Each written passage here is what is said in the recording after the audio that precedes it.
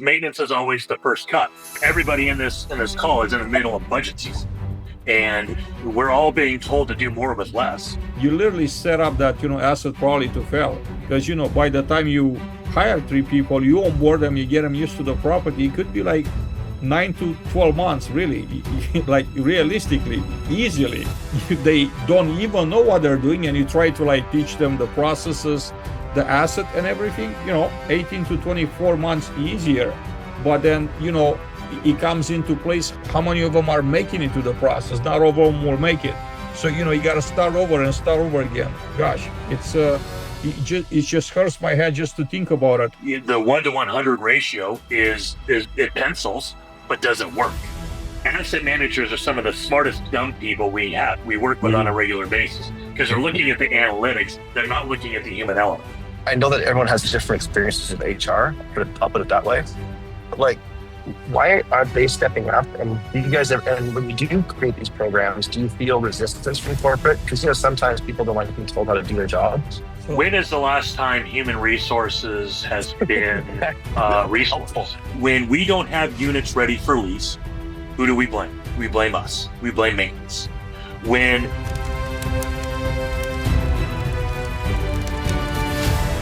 we're utilizing this rather than going through a recruiting or a temp agency, because at the end of this program, when the students graduate, there is no buyout. So we have them for an 8-week period where they're trained, and at the end of that 8-week period, if they graduate the program, they're available to hire. Then they've already been working on our sites, and they're already familiar with the sites, so they've had that experience. The cost for this for us is very appealing because it's $40 an hour. And that includes all of their background check, all of their insurance, and all of the ancillary expenses that come with it. So we are not handicapped with any of their burden until we hire them on. Once they complete the program, the apartment association also gives them a completion bonus of $1,000. So they're incentivized to complete the program with us to get that $1,000. We actually start that program on September 8th. And we've gotten 6 of our properties signed up currently, where we're going to have 8 of those MAP students join us. I'd love to get a little deeper here to learn more about the details of the program. You said that it's an 8-week program, correct? Correct. Okay, so after the 8-week period, they're graduating and they're being placed, or they get jobs, permanent jobs with apartment communities. If we feel that they're a good fit, we will hire them on. It works out well for us because it's a working interview. We've talked about in the past where everybody says they can change that light bulb. Now we can actually see if they can change that light bulb. And again, because it is not an actual employee of Avenue 5, it is much easier for us to move on if that person doesn't work out. Got it. During the 8-week period, how much time do they spend in class? How much time do they actually spend hands-on? They spend 1 day in class, and they spend 4 days at the sites with hands-on experience. So they get 4 days of classes in 4 weeks, right? Correct. Okay. And could you detail of what type of knowledge they get exposed to, in class? Yeah, they're getting computer knowledge, Excel, Yardi. They're working through several different platforms, so they can kind of a rough taste. Computer with Excel, Microsoft Office, things of that nature, where when they start with us, they have the basic tools of the tech because they're green. They're very, very green. They have no experience. So, this gives them an opportunity to learn. And also in the group environment in the classroom, they're able to bounce ideas off of one another or ask questions off of one another so that they're not embarrassed to ask it on the site. This program has been in place for about 3 years, I believe. And this is the first year that we've utilized it. We're very, very excited because we have a lot of need, as everyone does, because the maintenance tech position is one of the hardest to fill, and it's the least appealing for people coming into the industry.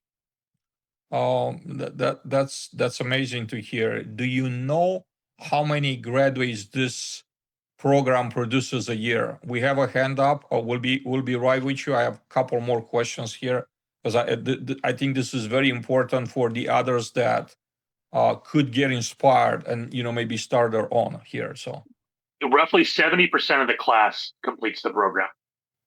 Yeah, but as far as numbers, like at the end of the day in a year, do you know how many how many total graduates they provide for the apartment industry? Is it like 50, 100? No, not that many, because right now, right now we have 20 in the class. So every year varies as far as how many students are actually in it. So that's where the 70% percentage comes into place. Okay, so now a question for you. What do you think it'll take to scale this at a level that will make a real impact for the industry, right? How do we turn 20 into 1,000 in your We have to maximize and we have to market it. We have to when these students graduate, we have to celebrate them, put them out there on social media, expose the program to nationwide. There are a lot of people out there that want to work, and we can shift the workforce from the lack of enthusiastic maintenance techs or associates that we have to the ones who really want this. And there's a lot of people who really want this. There are certain circumstances that dictate whether or not a student can graduate. There's a lot of exterior factors that factor into that. But the ones who've completed the program usually last 3 to 5 years in the industry. That's what the data is telling us. So this is an avenue where if we promote it and we celebrate them, then we're going to attract more people into the program. This is all golden feedback, and I encourage all of you, all the rest of you, to have questions for Tim out here, because I think we're on to like a great start, right? And I like to stay on this one as much as we can, because again, like this is a very commendable initiative, right? Like somebody is doing something, and I want to learn more about it. I want for you to ask any questions in case that you want to like replicate this at your company or with your local apartment association. But first, Tyus, you're next, sir. Your floor is yours. I see that you have a question here. You have your hand. Yeah. So I actually tried to I went through AAMD to get my CAMT. I enjoy helping them out a lot. I tried to get my director to get on with this MAPS program, and he shot me down. And I'm glad that he said that it's been working. What's I guess you said 3 to 5 years is how long they'll stay in it if they go through it. How do you have any data on like the people that complete versus the people that get like move up? No, because we haven't captured that data to this point. And some of the hesitation of utilizing the program is a lot of these students, English is their second language. So there's some hesitation there with sites that don't have any primarily Spanish speaking associates to help communicate. So if your director shot it down, that might have been one of the areas where they were concerned. I mean, it's a valid concern. You don't want to bring anybody onto your site and not have them be successful or not have the plan be successful. I think after this year, we will definitely start tracking the data on, if they leave the industry, or if they, where did they leave to? Did they go to a specific trade? Did they just did they just move? I mean, and that's what happens with a lot of techs is we don't know what happens to them because they never really tell us. They're not this type of employee or associate is not the one that's going to give us 2 weeks notice and say, hey, I'm going to XYZ. This is the associate or employee that just says, today's my last day, I'm done. Yeah, right. Any other questions right here? Direct questions. I see a couple of them in a box. So yes, Steve Tuttle, please, sir. Hey, Tim, maybe you covered this in the beginning. I may have missed it, but what's the cost for the participant to this? We pay $39 or $40. It's $39.98. So we pay for their participation into the program, which covers their background checks and all of the things to make sure that they are legal to work in the United States. And it's much cheaper than any temp agency that we go with. It's also, if you combat that with there's no buyout at the end of the program. Okay. We have a financial desire to keep them because there's no buyout at the end of the program. Okay. But so there's no enrollment fee for the person. It's not like going to a college course or something like that. Okay. So it's a free service to them, with the benefit of getting them trained and then hired. Correct. Okay, great. Good. Thanks, Tim. No problem. Thank you. A couple of questions here that they were sent via message in a chat box. So John is asking, what is the name of the program and who offers this? If I know you mentioned, but he might have missed that. Yeah, it's the MAPS program, and currently we're going through the Apartment Association of Metro Denver. I do believe that the NAA also has a similar program, but I'm not 100% sure where it's offered in the local markets. I also see a question here from Lyle. I see that you're not on camera. If you can be on camera, we understand. I'm gonna take someone else, and if you're not, turning the camera on, I could ask the question on your behalf. I know that a lot of you are trying to listen to the call while doing something else, and that's totally fine. So not a problem at all. Just want to make sure that that you're free to ask the question live if you are in a position to do so. Guillermo, welcome, sir. Hey guys, good to see everybody. Yeah. So I see that you have the camera on, Lyle. You want to ask the question directly? I can ask a question if you don't mind, Adrian. No, of course I don't. No, go ahead, please. Hey, Tim, I sent you a LinkedIn connection. Interested what you mentioned. I'm part of the IREM NA Outreach Student Program, so I go to the high schools. This is exactly what we're trying to do here in Southern California. And like you mentioned, sometimes Spanish or a different language can be a barrier. But there's also people like us here that I want to help with the Maintenance Academy, translating the information and all of that. Bottom line is, there may be a language barrier, but when it comes to work orders and things like that, like I tell the people that are limited on proficiency in English, it's a work order. A picture says out everything. First and complete, right? So I'm excited that if you don't mind later, I share the information. Maybe we can duplicate that type of program over here. I know the Maryland Multi-Housing Association was doing something great with leasing and all those things. So there is hope. There's people there, and especially since we know that definitely not every kid is going to go to college, right? My wife works in a high school, and we see a lot of things going on that some people are lost, especially the young generation. They need to see opportunity. And I think we're part of that change, though, and it needs to happen. I call it inequality and opportunity, meaning that they don't know. Like when we were in high school, we were kind of lost, right? We know what we were going to do. And I think that's a great opportunity for the kids. This is a great opportunity for the kids to see something out there. And there's so much potential in everything that we do in maintenance. There's so much you can do. You can become a contractor. You can become you make your own business.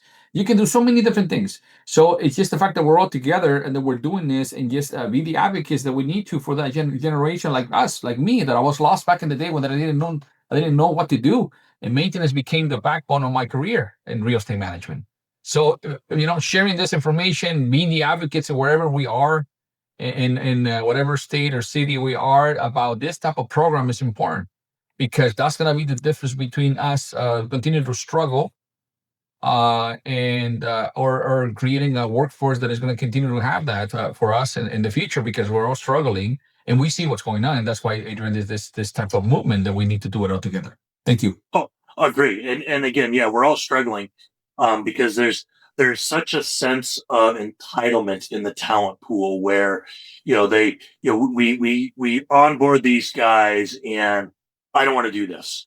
This isn't what I signed up for. This is maintenance, but you signed up for all of it. It's all, if you signed up for maintenance, this big circle is maintenance, and there's nothing excluded out of maintenance. So getting people who are excited about maintenance again is something that we really need to capitalize on. Yeah, I couldn't agree more with you, Tim. Michael, are you now in a position? Are you good to ask the question? Yeah, I'm good. Sorry, I forgot my daughter used my iPad yesterday, so. Okay, so I call you her name. Hopefully, I didn't mispronounce it. No, you did good. You did better than most.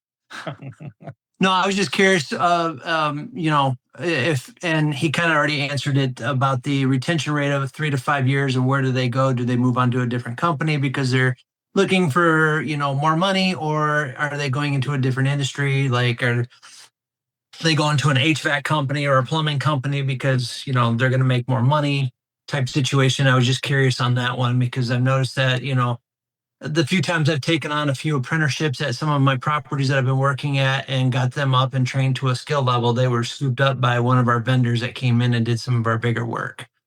Oh, you need to have conversations with your vendors and tell them to stop poaching. Because we have those conversations with our vendors all the time, and my vendors are very good. I have great relationships with mine. If any of my guys have actually applied for a position with them, they come to me and say, "Hey, so and so is applying," and I'm like, "Really?" So then I have the tough conversation. Okay, why are we looking? But again, the tech position, is much like the leasing agent or leasing consultant. They're all chasing that 50 cents, 75 cents an hour.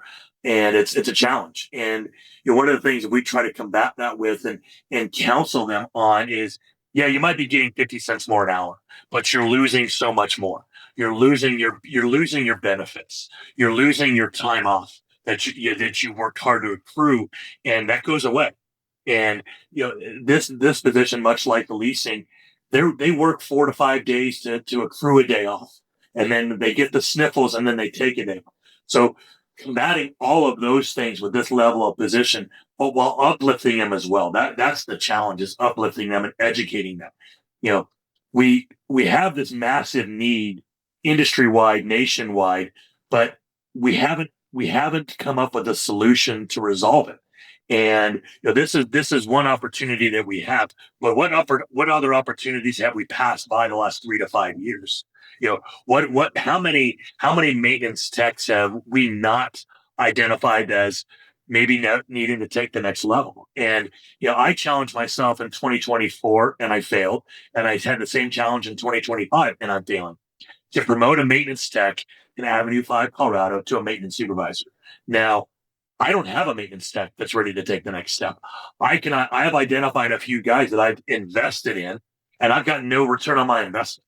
And that's the struggling piece, is how do we as a management company invest in that level of position and value our return on investment? Because you spend time, you send them to classes, you pay for their CPO, and then they leave. You get their EPA and then they leave. And their human resources doesn't allow us with that type of a position to, you pay for this CPO training class, and then after 90 days, we'll reimburse you, because this level of employee doesn't have the type of capital to pay for those classes. So we end up paying for them, but there's no recourse and there's no return on our investment if they decide to leave us. So how do we keep them engaged and keep them engaged within our own management company?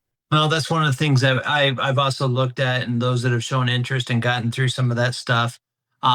We have actually done a 50-50 split when it comes to those training courses. And then after 120 days, we will reimburse them the rest.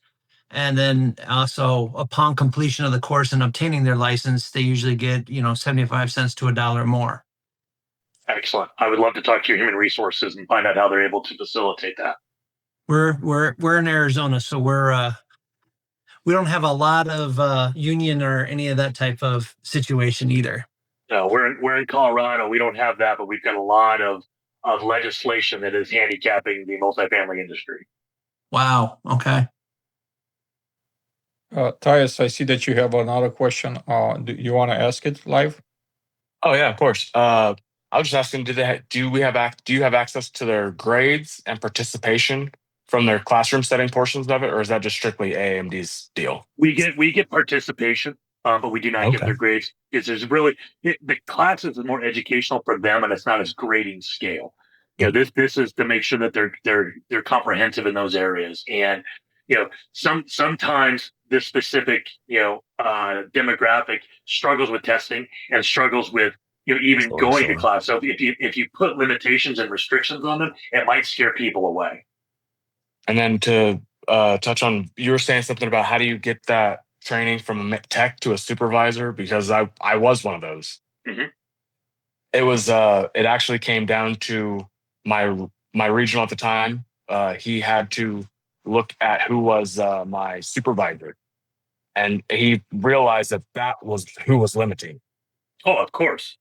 I see that from my level all the time, where I see my maintenance supervisors who are holding maintenance techs back, and then I usually facilitate transfers of either the supervisor or the tech, depending on. I'd say that helped everything. As soon as I got transferred from under one supervisor to the other, I excelled. And then when I got transferred, I was going to get transferred again. Then they just said, we'll just promote you instead of that. Yeah.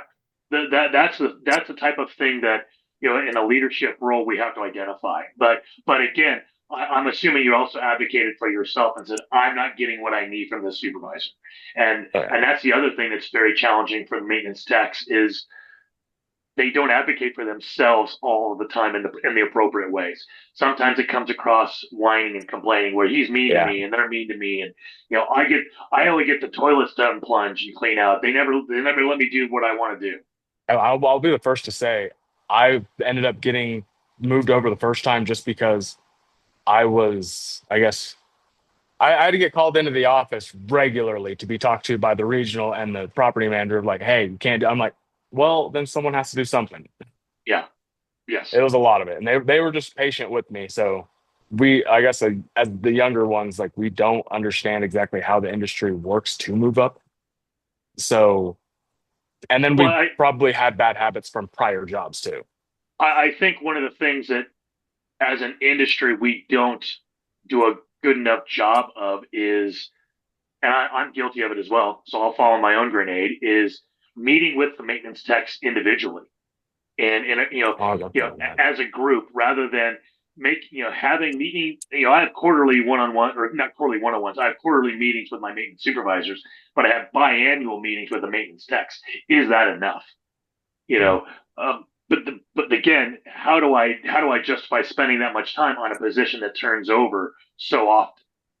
And identify half a dozen of these guys that I am investing in, and then they no call no show for 3 days in a row, and I'm like, well, that's just part of the gig for me. Is I invest in these people, and then they go away. I've got one gentleman who's worked for us for 5 years, and I've been mentoring him and talking to him, and basically coddling him, and now all of a sudden he's no call no show for the last 4 days, and I'm like, what is going on? So I want to dive in, but do I really want to know? Those are the questions in leadership you ask yourself: is where do you draw that line? We have 3 hands up. I'm gonna take them in a order that they were raised. So Steve Tuttle, you're first. Vinny, you're next, and then we have John. Hey, Tim, again, I may have missed this in the beginning, but what does MAPS stand for? You know what? That's a great question. Let me pull it up because I screwed up every time I try to spell out the acronym. Said I want to say it's like maintenance apprenticeship program. Yeah. Perfect. There you go. Maintenance apprenticeship program. Okay. So it's just MAP. It's not MAPS. It's MAP. Yeah, it's MAP. I just looked it up. It took me a minute to find it, but I found it. Yeah, I screwed up all the time. Yeah, you're good. I'm more worried about the people than the acronym. All right. Thank you. That was my only question at the moment. Vinny, you're up next, sir, if you're available to ask your question. Yes. How's everybody doing? So I had a question, like you answered part of the question, is what is the follow-up with this program as far as, is there any follow-up from the trainers, or is the people are hired to a property after they're trained up and they get a certificate, then they go out to work? Is there any other involvement or feedback from that person once they're on the property back to the training school? Because like everybody has also raised, also questions and situations where, you have a person that is willing to learn, they've learned it, they get on the property, and then they don't have the proper guidance from their supervisor, and, then they get kind of lost in the whole thing. And is there any recourse for that? Like, is there another follow-up? Like, how are you doing maybe a month down the line? And what could we help you with something? Because then the training also can help to kick in for other things where they need to speak up. And because it's not just learning maintenance. It's not just learning the systems of software that we have, whether it be Yardi, RealPage, or whatnot. It's dealing with people and dealing with situations as well. Is there any other follow-up as far as the training once they get hired on, or they just let go and then you keep the statistic of 3 to 5 years after that? But there's a lot that goes into that statistic. Oh yeah, currently no. We haven't historically tracked that data. That is something that we discussed in our last leadership, and we talked about it internally with the students that we're bringing on, is tracking them meeting with them on a regular basis and getting their feedback, because they're not paying anything and they're getting paid. Their skin in the game is less than somebody that we hire off the street, because they can be brutally honest with us and say, you know what, your maintenance supervisor is this, your property manager is this, your property is this, and they have no skin in the game, because once they finish the program, they don't have to work with us. We offer them a position, but they're a free agent at that moment. Now, I would love to hire them on, because we've invested the time, but if it's not a good fit for them, we're going to try to find out why. And also this position in general, how many of us have conducted exit interviews with a maintenance tech to find out why it wasn't a good fit? Because we're not afforded that opportunity. It's not something where, again, I'll go back to, they don't give notice and say, give us a 3-paragraph reason as to why they're leaving. They just drop keys. Mm-hmm. I'll go still forward here. The feedback is hard to capture. I get it. This is the part that we need to change in the industry, because this is something that is either going to support the cause or going to help it to fail. We don't have that, but a lot of other places do. Like even in the leasing office, they ask when people are leaving, "What's the reason you're leaving?" And I always say that retention of the resident is important, but so is retention of the employees, and they don't put as much value into the retention of the employee or the reason why they left. They literally just put an ad up and then they hire somebody else.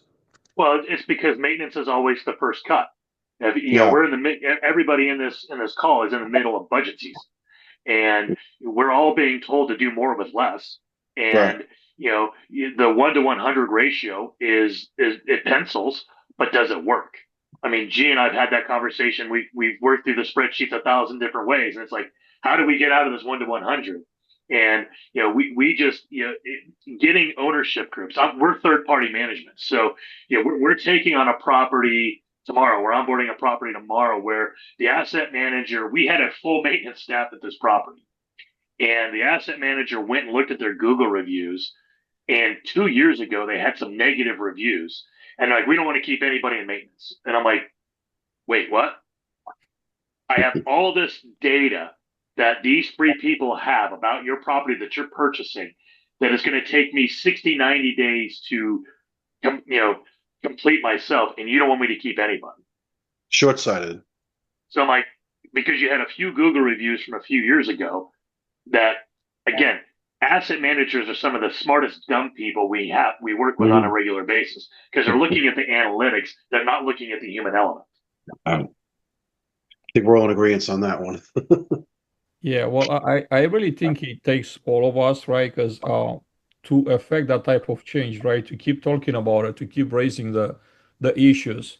And I'm super grateful whenever you guys could, make time and join us here on a call, because I think, that's just that's what's gonna take for us all to kind of like talk this through and just, go back to our workplaces and, make the case for why people shouldn't, make certain decisions. Like, best case example right here, what Tim just described, basically, like, it's so hard. It's so hard to get one person, then, just say like, these 3 people gotta go, like start from scratch. You literally set up that, asset probably to fail, at least for the time being. Because, by the time you hire 3 people, you onboard them, you get them used to the property, it could be like 9 to 12 months, really, like realistically, easily. And like, that's best case scenario, considering that those people know what they're doing.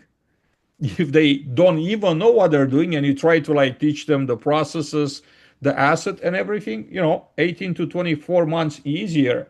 But then, it comes into place how many of them are making it to the process. Not all of them will make it. So, you got to start over and start over again. Gosh, it just hurts my head just to think about it. John, you're up next, sir. Your head's been up for a minute.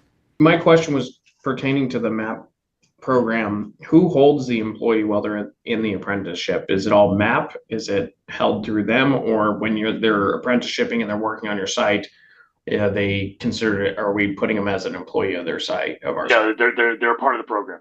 They're not an employee of ours until they graduate and we hire them on. That's one of the appealing things is that all of their insurance and burden is paid through the program, and they don't hit our burden books, so to speak. So, again, if they're not working out, it's easier for us to move on from them. Tim, how is the program financed? Through us. I mean, our $40 we pay an hour, that's how it's financed. The student makes $20 an hour, and the additional $20 an hour goes to their insurance and the expenses of bringing them into the program. Got it. I'm gonna switch to G. He has some thoughts, and I'll like for you to kind of like share them with the group. Really, my questions around like, and I know that everyone has different experiences with HR, but I'll put it that way.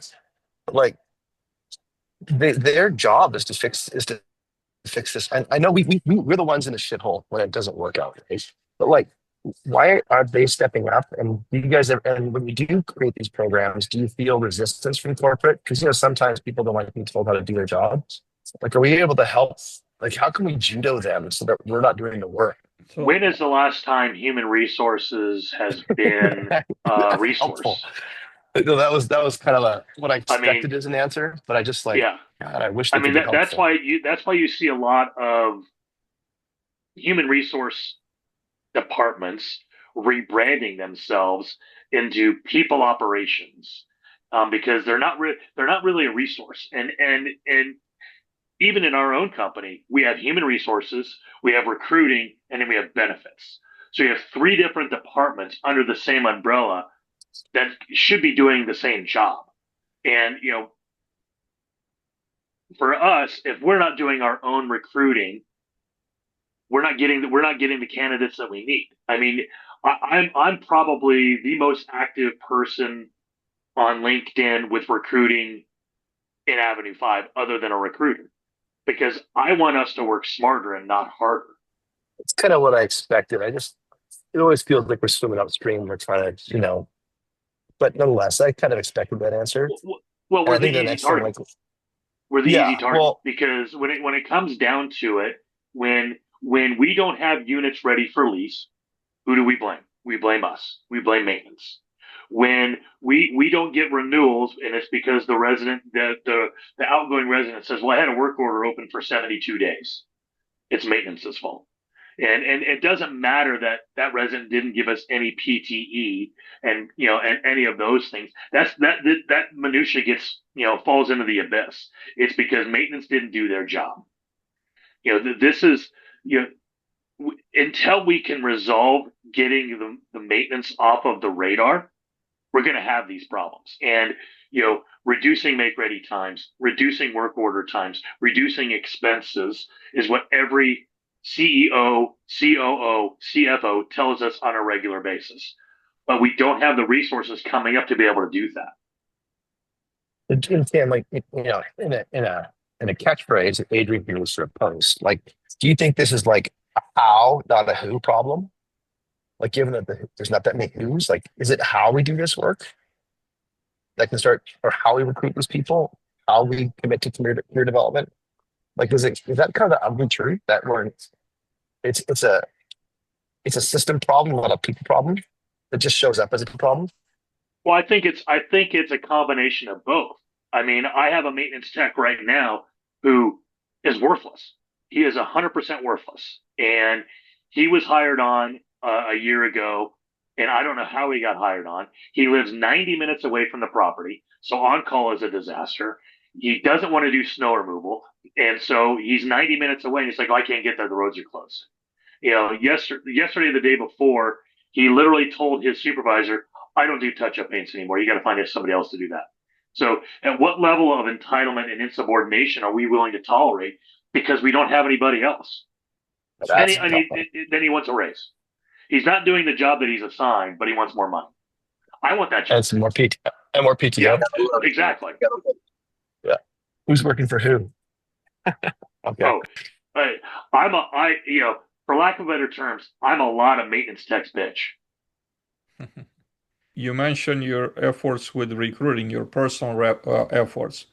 I want you to elaborate on that. Like, walk me through, from the beginning to the end, like how does recruiting look like for the portfolio that you oversee? And I want you to be very specific from the moment that person hits apply and that resume hits the pipeline, like what's Sure. happening next, the steps. I'm curious of your process, and I want to share some thoughts, and maybe get everybody else's if there's questions, or like takes as far as like better processes, things that they do and they work well, because that's the whole point. How do we collectively come up with the best ways to recruit, for example, in this situation?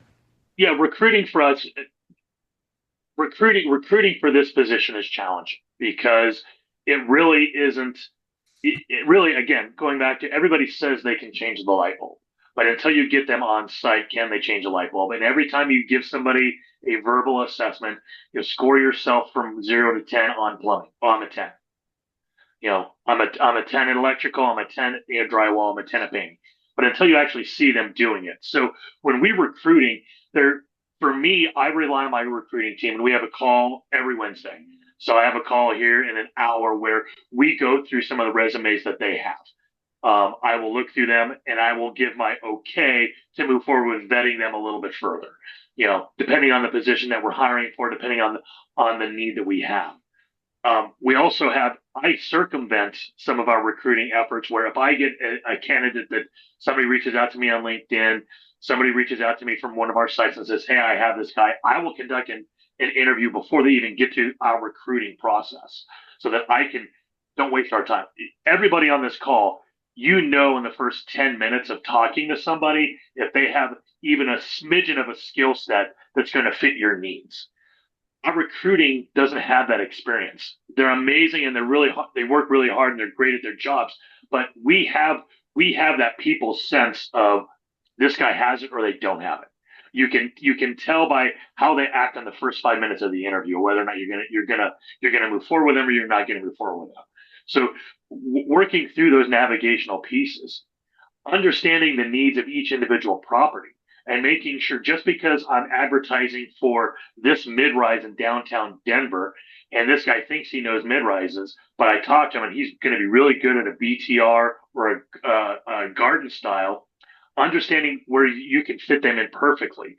And again, the job pays what it pays. Explaining that to the person during the recruiting process. Everybody wants to make $1 million an hour, but the budget is dictated because we're third party. We're not owner managed where we have a lot of flexibility. Our budget is our budget. And if the job pays $35 an hour, if you want 37, this isn't the job for you. I may have a $37 an hour position, but it may be a different commute. So the recruiting process is through the interview process, because if you're not asking all of those questions, you're going to be offering positions to people who are going to last 3 days. How long does it typically get to for a person to between the time they submit the resume and the time they actually speak with a person within your organization? Usually it's 72 hours. We try to have a 72-hour goal, but I can look through. Let me pull up an email from my recruiter right now, and I will just give you some of the notes. And this is, we all deal with this, and for a maintenance tech that we opened the requisition for on August 6th, we have reviewed 98 resumes. And we have reached out to 3 people. Disposition because no call, no show for the phone interview. Disposition due to poor demeanor. Disposition due to foul language during the interview process. Now, do I understand that some of our maintenance guys have some questionable vocabulary? Yes. Am I willing to overlook some of those? Yes. Corporate recruiters have a script and a checkbox in this. So understanding that, is this a coachable item or is this a behavior that's never going to change? Do you think it's very helpful to team up with the recruiting team and do some phone interviews together? Yes, I do that a lot. That way they see how I interact and how I react. Because, I'm always on camera and the recruiter's always on camera. Not under that understands how to work a camera on their phone or have a webcam on their computer. So if the recruiter can see how my body language is reacting, whether I'm not reacting to an F-bomb or I am reacting on some of the vocabulary, that tells them what I'm looking for. I'm also individually going through certain aspects of the job for each individual site, where these are the 5 things that I have to have at this site. This site has to have a CPO. Don't even give me anybody who doesn't have a CPO. Excuse me. Yeah. Now, would it be helpful if you just keep the recruiters asking some basic questions? Do you have an EPA? Do you have knowledge about replacing a compressor? I'm making up some questions, right? Asking the basic questions and then send you the responses, or even better, maybe like establish something that ChatGPT could read, and actually based on the criteria that you set to tell you, hey, we're moving this person up or we're not, one of the two. The recruiting team is also a revolving door. So that is another position on many companies where we're retraining the recruiters on a regular basis because we have a new one, and then we have a new one, and then we have a new one. So that for the maintenance, vernacular and skill set, we're always trying to retrain the recruiter to ask the right questions. I know a guy who thinks he's really great, and when he's interviewing a maintenance tech or maintenance supervisor, he's like, "Tell me how to change a heat trap on a toilet." And it's a catch question. And I'm like, what do you expect him to say?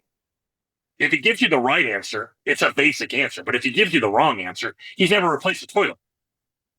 So, let's not be so generic on the catch questions and try to catch them in a lie. Let's see what their skill set is.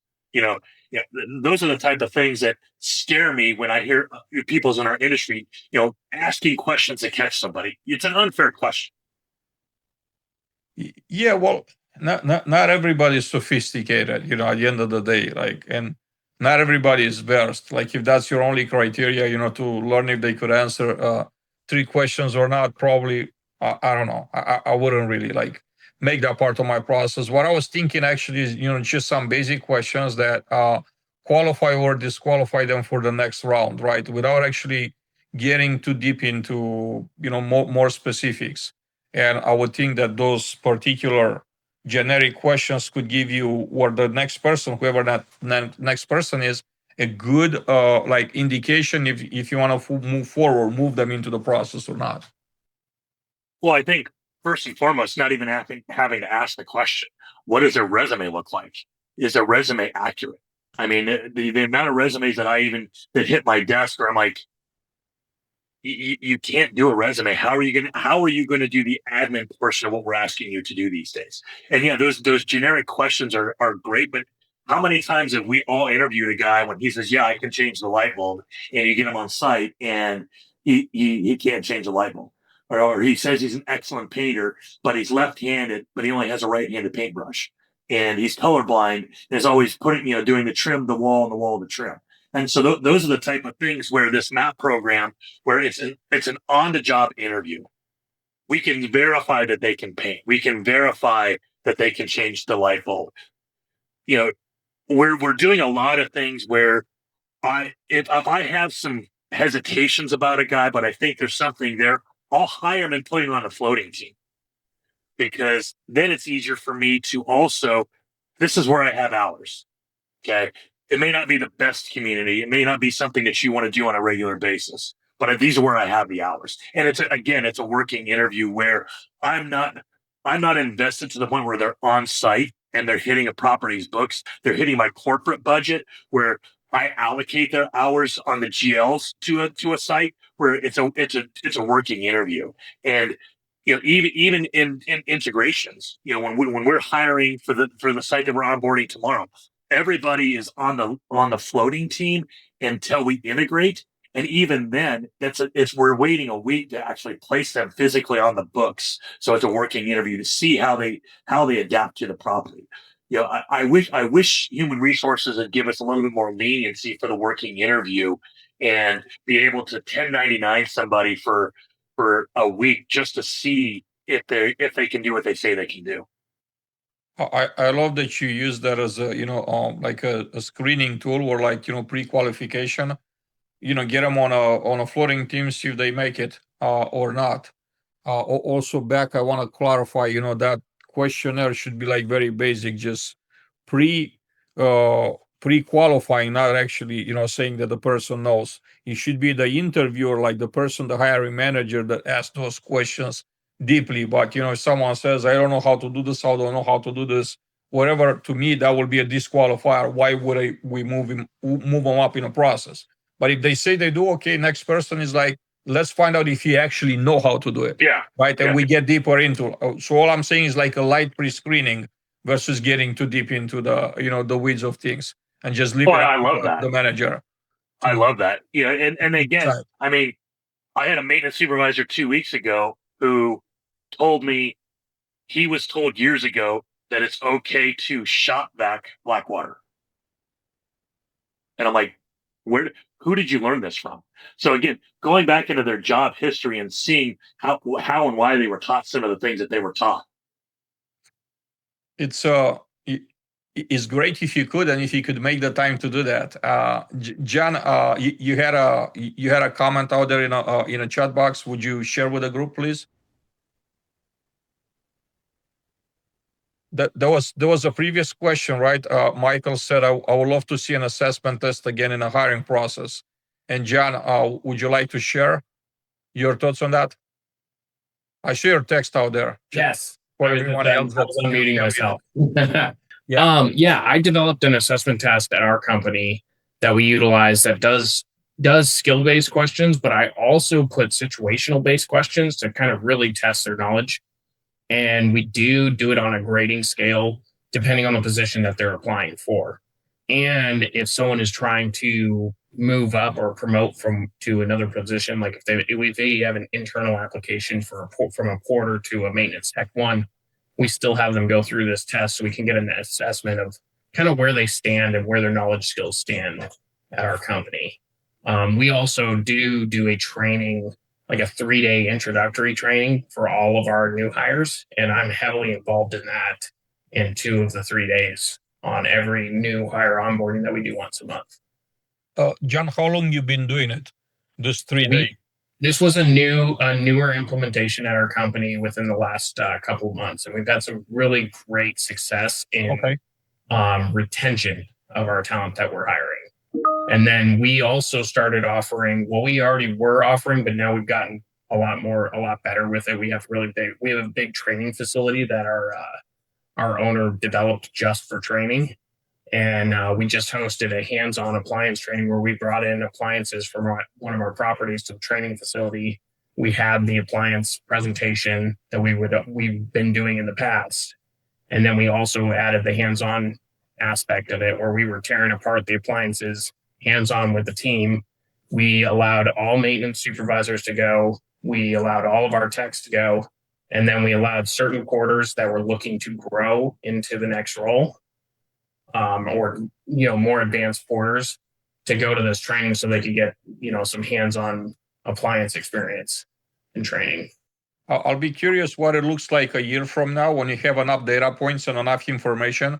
Definitely be back here and share. Not that we want you back in a year, we want you back every time, but a year from now, if we could make a mental note and see what how is it still in place, and like looking back, you have enough data points to kind of share a story with us. The other thing I'm trying to implement and we're working on with like our more senior level maintenance supervisors is we're trying to have them do the trainings. So I did all these initial trainings. I developed them for a 12-month span and 12 different maintenance topics. And then I did those last year with our portfolio. And then this year we now have a huge training facility that we can host them in. And we're trying to add on hands-on and bring in vendors to do a little bit of talking to certain aspects of the trainings. On top of, now I'm trying to bring in some of our supervisors to kind of give them the experience of teaching, in front of like our entire maintenance team. Now, mind you, we're a smaller company. We are a smaller company. We have about 40 maintenance personnel positions right now in our company. So Are you third party or owner managed? We are currently owner managed. That's the difference. Mhm. For third party, we can't. We have a lot of limitations with ownership groups that are willing to allow us to take associates off-site and train them in that manner because they're off-site, and the third party is paying for them. The ownership group is paying for them, so we get a lot of resistance from some of our ownership groups on that type of curriculum. But I love it. I wish we could make it mandatory and part of our PMA. That's what, if we do transition to fee manage, it's going to be mandatory in ours. Yeah, that's what the direction is that we were working towards. There's a comment from Travis, but before I go to the comment, I'm going to say this. I have a couple of properties down in Florida, and finding qualified individuals to live at my property has been an incredible task for the last almost a year. I have an apartment that's been sitting vacant since December in Fort Myers area, and obviously I don't want to rent it for nothing or for people that don't qualify. I'm saying this to say Travis mentioned that his company made a decision to do a credit check on the maintenance, like candidates. And I'm thinking what happened with middle class, lower middle class in the last 3 years has been devastating. Like I'm seeing, like right here in my neighborhood, people with stuff being put on the street. Like people have their savings like completely wiped off. Behind on this, behind on that. It becomes very, very hard. I'm not sure what the answer is. I just think that we should think collectively of things that we could do creative and just remove some of the barriers. Like to me, checking on someone's credit in order to give them a job is like an incredible barrier. Like most people that you're actually looking for, your pool of talent is basically shrinking down to like almost nothing. This is not a white collar job to say, hey, I'm making 100,000 or more a year and or 200,000 and I'm good. You check the credit check on someone that lives paycheck to paycheck. They're a paycheck away from becoming homeless. Like, what are you expecting? How can you get anyone into the door? So I love some thoughts out there. Just something to, I guess, for us to think about for a future conversation. I do also wanted to mention Oscar earlier in a conversation mentioned the Maryland Multifamily Association. Of all the apprenticeship programs that I've seen, they seem to be very advanced into finding ways to kind of scale the program. I think they're looking at like 50. They're looking at 50 graduates and up a year right now through their apprenticeship program. And from talking to them and like getting more details about how they do things, I think that there's an opportunity for that type of model to be replicated by various companies. They want to do it internally or like locally by various other associations. And with that being said, I'm just gonna share with you all here that I'm working on an initiative that I wanted to become a national initiative, right? To build a pipeline of talent for us at the national level and bring into the industry eventually, not immediately, but years from now, tens of thousands of people. And I'm thinking at three categories that we will be targeting. One of them is young people in underserved neighborhoods, neighborhoods where the crime is high and when the opportunities are very few.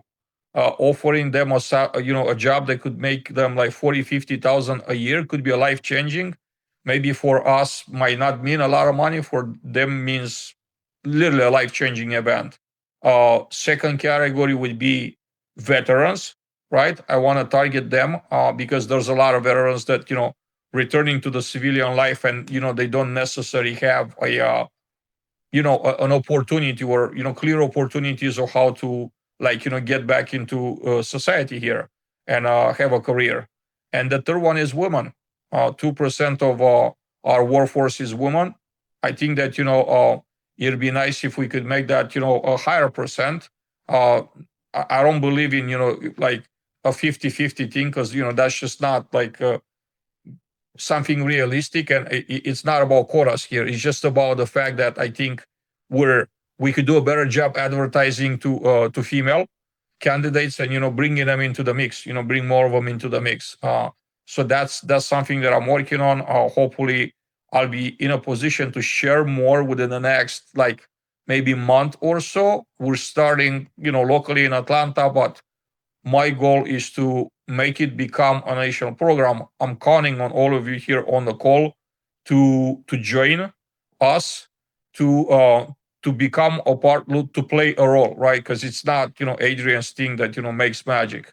It's gonna take a lot of effort, a lot of financial effort, a lot of people involved, and it's gonna take all of us in order to make it work. But I'm very determined to give it a shot and do this at a scale that's never been done before. I know we're up on time. I want to thank you all. We haven't really touched on everything we want to touch today.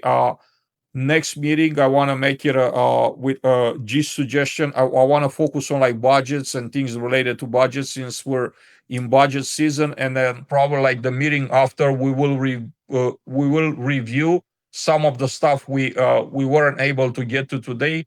Thank you all for being here. Have an amazing afternoon, and I'll see you all in 2 weeks. See you, everybody. Take care. See ya. Take care, guys. Have a safe week. And See you guys. Have a good one. hug your on-call people long weekend. Yes, that's it. Take care, y'all.